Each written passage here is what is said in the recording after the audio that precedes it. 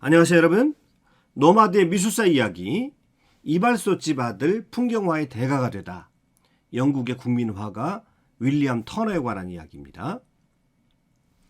시대를 앞서갔던 윌리엄 터너인데요. 영국은 일찍이 셰익스피어, 밀턴 등 문학적으로는 세계적인 대가들을 많이 배출을 했습니다. 그러나 미술, 회화 쪽으로는 프랑스에 비해서 한참 뒤처져 있던 나라였습니다. 그런데 18세기 후반 윌리엄 터너가 혜성같이 등장합니다. 그리고 풍경화 부분에서 아주 독보적인 존재가 됩니다. 그를 일컬어서 풍경화의 대가, 빛의 화가, 국민화가, 그리고 특별히 영국 낭만주의 회화의 대가라고 그렇게 말을 합니다. 지금 보시는 이 자화상은 터너가 23살 때 그린 작품입니다. 보기에 따라서는 정말 거만하게 보일 만큼 자신만만해 보입니다. 빛이 머리 정면에서 비치고 있으면서 부리부리 자신감이 가득한 눈빛, 매부리코라고 해야 되나요? 아주 큼직한 코, 그리고 아주 세련된 옷을 입고 한껏 멋을 내고 있습니다. 이 자화상 자체가 말해주고 있는 것이 23살의 윌리엄 터너는 이미 크게 성공한 화가가 되어 있었다고 하는 것입니다. 터너의 아버지는 이발소를 운영을 했습니다. 이발소는 귀족들이 주로 이용을 했는데요. 당시에 영국의 술집처럼 아주 인기 있는 귀족들의 만남의 장소였다고 합니다. 그런데 윌리엄 터너의 아버지는 이 이발소를 다른 용도로도 이용을 합니다. 그의 아들 터너의 작품을 걸어놓는 전시회 공간이기도 했습니다. 터너의 아버지는 어린 시절부터 그림에 특출한 재능을 보인 그의 아들을 매우 자랑스럽게 생각했다고 합니다. 9살이 되었을 때 터너는 이미 동판화 채색 작업으로 돈을 벌어들이고 있었고요. 그가 그린 수채화는 이미 당대의 귀족들의 눈에 띌 정도로 아주 탁월한 것이었다고 합니다. 그래서 이발소를 출입하는 부자들이나 신분 높은 사람들이 이 터너의 수채화를 실제로 사가기도 했다고 합니다. 14살 때 왕립미술학교에 입학을 하게 됩니다. 그리고 15살 때 이미 그의 작품들이 왕립학회에 걸리기 시작을 합니다. 그는 이 시기에 소위 귀족들에게 큰 인기를 끌게 되는데요. 특히 대저택이나 거기에 딸린 정원들을 아주 잘 그려서 큰 인기를 누렸습니다. 귀족들의 자기 과시 욕구를 채워줄 만한 그런 그림을 많이 그린 것이죠. 18살 때 자신의 개인 화실을 갖게 되는데요. 이때부터 코너의 수입이 많아지니까 아버지는 아예 이발소를 접어버리고 아들의 화실 뒷바라지를 하게 됩니다. 아버지는 기꺼이 아들의 조수, 자벽부가 되었습니다. 그의 어머니는 일찍 정신병으로 고생하다가 죽은 것으로 알려져 있고요. 그는 아버지와 아주 각별한 사이였습니다. 그래서 진심으로 아들을 위해서 희생적인 지원을 아끼지 않는 분이었습니다. 그 이후에 터너는 아주 성공가도를 달리게 됩니다. 24살 때 왕립 아카데미의 준회원이 되고요. 27살 때 정회원이 됩니다. 이렇게 젊은 나이에 이런 명예를 얻는 것은 당시에 터너가 거의 유일했다고 합니다. 27살 때 이미 그는 성공의 절정에 올라간 화가가 됩니다. 그러니 처음 보셨던 23살 때의 자화상 속에서 터너가 그렇게 당당할 수가 있었던 것입니다. 터너의 성공은 여기서 멈추지 않습니다. 그는 나중에 아카데미의 원근법 교수에서 또 원장까지 올라가게 됩니다. 화가로서 누릴 수 있는 모든 영광을 다 누린 것이죠. 그것도 아주 젊은 시절의 말입니다. 보통 이렇게 어린 나이에 성공하게 되면 대부분 그 이후의 삶이 어떻게 전개될 것이라는 것을 우리가 좀 상상을 하게 되는데요. 교만해져서 사교계로 진출해서 많은 여성들과 연문을 뿌리고 다니는 등 그 너무 빠른 성공이 오히려 그의 인생을 불행에 빠뜨리지 않을까라고 하는 그런 우려 섞인 상상을 하게 됩니다. 그러나 그렇게 큰 성공을 거둔 이후에 그의 삶은 오히려 더 심플해집니다. 그가 택했던 것은 여행이었습니다. 그는 풍경화가였기 때문에 그의 눈과 마음에 생생한 풍경들이 늘 필요했기 때문입니다. 대개 그는 아무도 동반하지 않고 혼자서 여행을 다녔는데요. 요즘같이 교통이 편리한 시대가 아니기 때문에 치안과 편의시설이 대단히 부족한 그런 상황 속에서 그는 영국뿐만 아니라 전 유럽을 구석구석 여행을 하면서 스케치하고 다시 집으로 돌아와 칩거하면서 또 하나씩 작품을 완성해냅니다. 그 당시에 그의 삶은 여행, 칩거, 여행, 칩거 아주 단순한 것이었습니다. 그는 평생 독신으로 지내다시피 했는데요. 그가 얼마나 사람들로부터 벗어나서 작품에 집중했는지를 알 수 있는 것은 그가 죽은 다음에야 그에게 자녀가 있었다는 것이 알려질 정도로 그렇게 그는 온통 작품에만 매진하게 됩니다. 이렇게 일생을 통해서 여행을 거듭하고 또 집과에서 작품에 매진하는 사이에 그의 작품은 영국 낭만주의 풍경화의 전형이 되었고요. 빛에 노출된 풍경에서 보이는 화려한 색채의 향연을 보여주면서 프랑스 인상주의 회화의 선구자가 됩니다. 뿐만 아니라 1940년대 미국 미술계를 지배했던 추상 표현주의에서나 볼 수 있었던 단순하고 강렬한 색채에 의한 느낌의 표현을 그는 이미 100여 년 전에 그의 작품 속에서 구현해내게 됩니다. 시대를 앞서가도 한참 앞서간 화가였던 것이죠. 그 과정에서 그의 그림이 너무도 시대를 빨리 앞서갔기 때문에 그가 일찍이 거두었던 성공만큼이나 또 많은 비난과 반대에 부딪히기도 했습니다. 이것은 시대를 앞서가는 사람들에게 필연적으로 따라오는 통과 의례 같은 것이었다라고 보아야 할 것 같습니다. 이렇게 일평생 그림에만 정진해서요, 놀라운 혁신을 이루었습니다. 오늘날에도 누가 터너상을 받았다라고 한다면 그의 작품 속에서 터너가 보여주었던 그런 혁신성이 담겨져 있다라고 하는 그런 것을 의미하게 됩니다. 바다 위의 어부들이라는 21살 때 작품입니다. 20대 초반까지 작품을 그릴 때에는 주로 터너는 수채화를 그렸는데요. 자, 이 작품, 20대 초반에 그린 이 작품이 본격적으로 유화 작품을 그린 첫 작품이 됩니다. 파도가 아주 높이 일고 있는 거친 바다에서 고기를 잡고 있는 어부들의 모습을 드라마틱하게 표현하고 있습니다. 구도상 정적인 부분과 동적인 부분이 대조를 이루고 있습니다. 이것도 역시 터너의 특징이라고 할 수 있겠는데요. 검은 구름 사이에 달이 걸려 있고 어두운 바다를 비추고 있습니다. 그 달빛이 먼 바다를 불타듯이 환하게 비춰주고 있고요. 또 가까운 바다에서는 배 위에서 고기를 잡고 있는 어부들의 모습을 비춰주고 있습니다.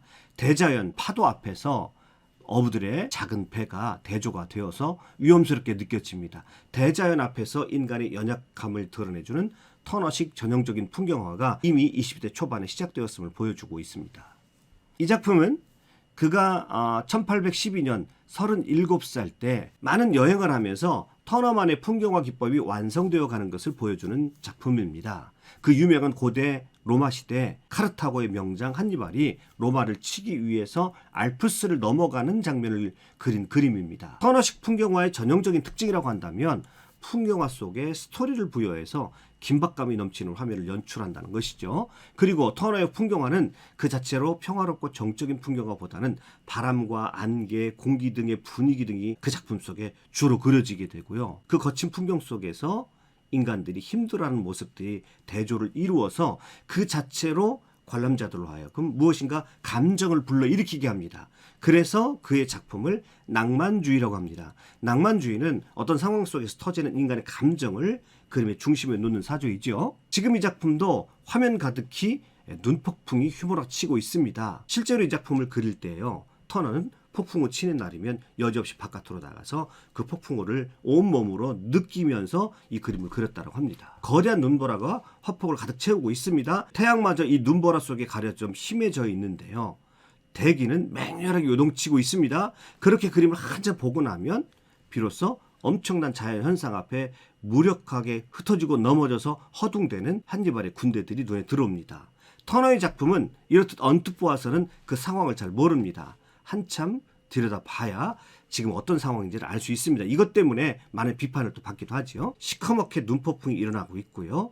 태양의 빛을 받아서 하얀색 눈보라가 노랗게 물들었습니다. 이렇게 빛을 받아서 그 빛으로 인해서 시시각각 변하는 이 터질 듯한 색채감, 이것이 터너 그림의 또 하나의 특징이고요. 이런 특징은 후에 인상주의에 영향을 주게 되는 것이지요. 눈보라 속에서 희미하게 코끼리를 타고 산을 넘고 있는 한니발의 모습이 보인다고 하는데요. 이 부분은 실제로 이 작품 앞에 서봐야 알 수 있을 것 같습니다.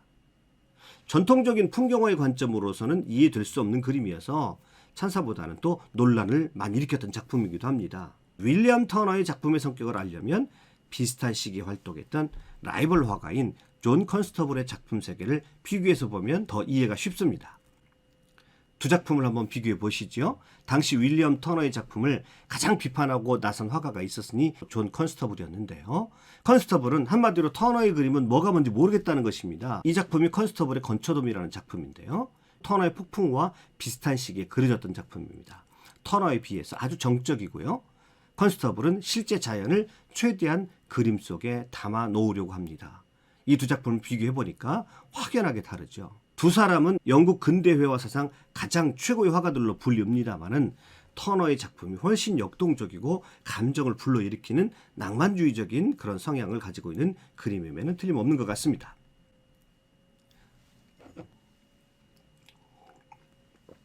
이 작품을 보시지요.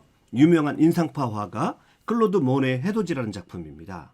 인상파적인 특징을 아주 잘 나타내주는 대표작이라고 할 수 있겠는데요. 순간적인 빛의 변화에 수반되는 다양한 색의 변화를 이 작품 속에서 그려내고 있습니다. 모네는 아침 햇살에 빛나는 항구의 아름다움을 표현하고 있는데요.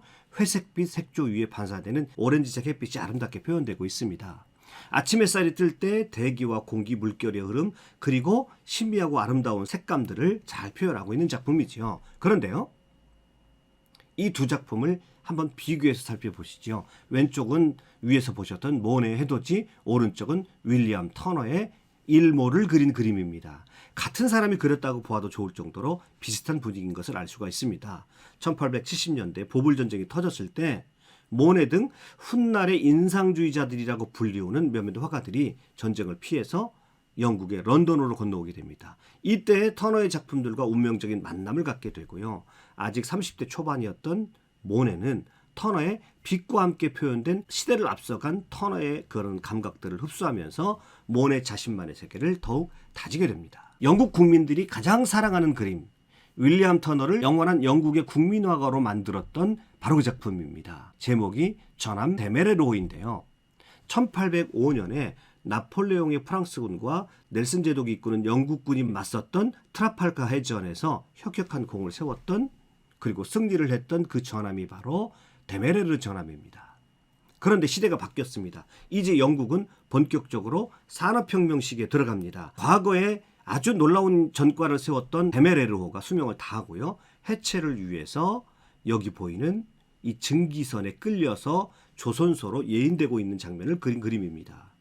영국 사람들에게는 아주 감동을 불러일으키는 그림인데요. 산업혁명이 시작이 되면서 이 강에는 이와 같은 증기선이 뜨게 됩니다. 작은 증기선이 커다란 전함을 끌고 갑니다. 낡은 기술이 새로운 기술에 의해서 대체되는 시대적인 변화가 담겨져 있는 것이죠. 그림의 오른쪽에는요, 해체되어야 하는 운명인 데메레르호에게 경의를 표하듯이 태양이 하늘과 바다를 붉게 물들이고 있습니다. 원래 증기선이 끌고 가기 때문에 돛을 달지 않았습니다만은 터너는 돛대를 세우고 마지막 인사를 하듯이 깃발도 달아서 전함의 마지막을 초라하지 않게 보강을 합니다. 붉게 물든 바다, 그리고 투명한 강물의 질감, 그리고 색채 충만한 그런 모습들은 위에서 말씀드린 대로 인상주의 그림을 미리 보는 듯합니다. 이 작품은 007 시리즈에도 등장하게 되는데요. 왼쪽은 은퇴를 앞둔 스파이, 오른쪽은 이제 막 떠오르는 스파이입니다. 작품 속에 이런 대사를 합니다. 이 작품을 보면 기분이 묘해져요. 한때 위용을 자랑했던 전함의 퇴역이라니 세월은 피할 수 없나 봐요. 안 그래요? 자, 전함 데메레르의 그림을 보면서 올드스타와 뉴스타가 서로 대화를 나누고 있는 장면입니다. 이 그림 앞에서 두 사람이 묘한 감정이 분출하는 것을 볼 수 있습니다. 터너식 풍경화, 즉 낭만주의적인 감성을 그대로 보여주는 대목이라고 할 수 있겠습니다. 자, 오늘은 터너식 그림이 어떤 특징을 가지고 있는지 그의 생애와 더불어 살펴보았습니다. 다음번 터너 영상에서는 그가 말년에 이루었던 화려한 예술적 업적을 보다 깊이 있게 설명드리도록 하겠습니다. 오늘도 영상 끝까지 시청해 주셔서 대단히 감사합니다.